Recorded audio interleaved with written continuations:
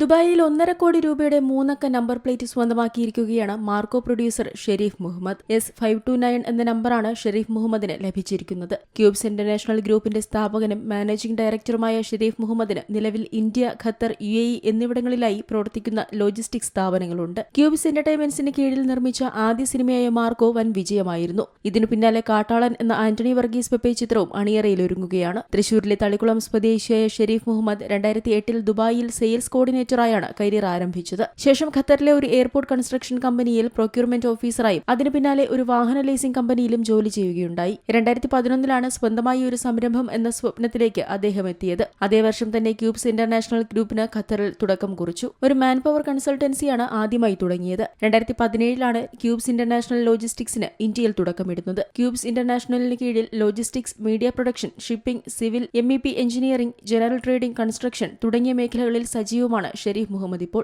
അതേസമയം ക്യൂബ്സ് എന്റർടൈൻമെന്റ്സിന്റെ ബാനറിൽ ഷെരീഫ് മുഹമ്മദ് ആദ്യമായി നിർമ്മിച്ച് ഹനീഫ് അദീന് തിരക്കഥ എഴുതി സംവിധാനം ചെയ്ത ഉണ്ണിമുകുന്ദൻ നായകനായ ചിത്രമായിരുന്നു മാർക്കോ. തിയേറ്ററുകളിൽ 100 ദിനം പിന്നിട്ട് ചരിത്ര നേട്ടത്തിൽ എത്തിയതോടൊപ്പം 100 കോടി ക്ലബിലും മാർക്കോ കയറുകയുണ്ടായി. അടുത്തതായി കാട്ടാളൻ എന്ന ചിത്രത്തിലൂടെ ഞെട്ടിക്കാനൊരുങ്ങുകയാണ് ക്യൂബ്സ് എന്റർടൈൻമെന്റ്സ്. നവാഗതനായ പോൾ ജോർജ് സംവിധാനം നിർവഹിക്കുന്ന ചിത്രത്തിൽ പെപ്പെ തന്റെ യഥാർത്ഥ പേരായ ആന്റണി വർഗീസ് എന്ന പേരിൽ തന്നെയാണ് എത്തുന്നത് എന്ന പ്രത്യേകതയുമുണ്ട്. മറ്റു ഭാഷാ ചിത്രങ്ങൾ പോലെ നമ്മുടെ സിനിമകളെ വേറൊരു തലത്തിൽ എത്തിക്കാൻ പോകുന്ന സാങ്കേതിക മികവും പ്രൊഡക്ഷൻ ക്വാളിറ്റിയും നൽകിക്കൊണ്ട് മാർക്കോ പോലെയോ അതിനേക്കാൾ ഉയരത്തിലോ ഇനിയും വിജയങ്ങൾ കൊയ്തെടുക്കാനുള്ള തയ്യാറെടുപ്പിലാണ് ക്യൂബ്സ് എന്റർടൈൻമെന്റ്സ്. മലയാളത്തിൽ നിന്നും മറ്റു ഭാഷകളിൽ നിന്നുമായി പ്രഗത്ഭരായ സാങ്കേതിക വിഭാഗം ഈ ചിത്രത്തിനായി ഒരുങ്ങുന്നുണ്ടെന്നും സൂചനകളുണ്ട്. Entertainment desk, Zee Malayalam news.